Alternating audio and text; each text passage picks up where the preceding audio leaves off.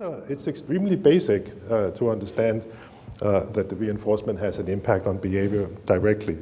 This can be studied in various kinds of ways. Here is some equipment that I work with. It's a grid of holes in the box, and there is a photo beam going in vertical and horizontal, so they cross for each hole, and you can identify which hole the rat is putting its nose into.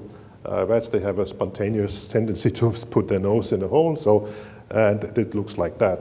And then to have a simple experiment, you put a rat in there, they're food deprived, and then they have only one visit to the box, so to speak. And after 5 minutes, you take this stand here and you put a single food pellet in there, and you put that in front of one of the holes, and the animal will retrieve the food pellet through the hole from the inside, and then you record for another 5 minutes. And then you get something like this.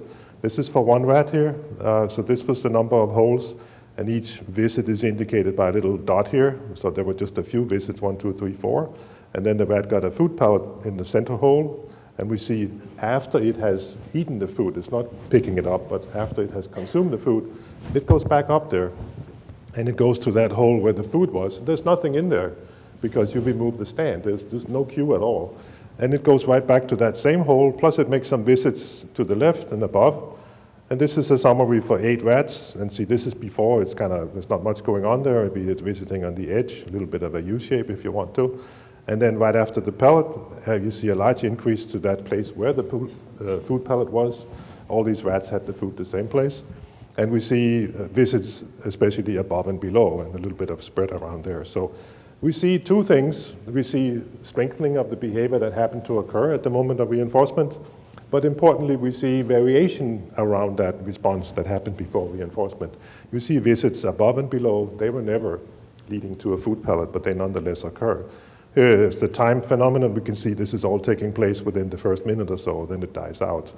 So this is a single pellet, just like in Skinner's experiment, just on that, like on that videotape. A single reinforcement can have a profound effect on behavior. We see the strengthening. That's, of course, the effect of reinforcement.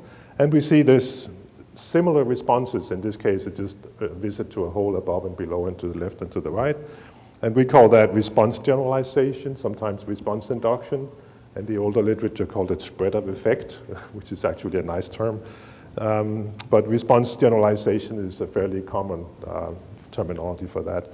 And it's very brief, but it's important because it can capture behavior, and then you have something to work with for the next minute or so, that you may see a temporary change in behavior that you can capture with more reinforcement.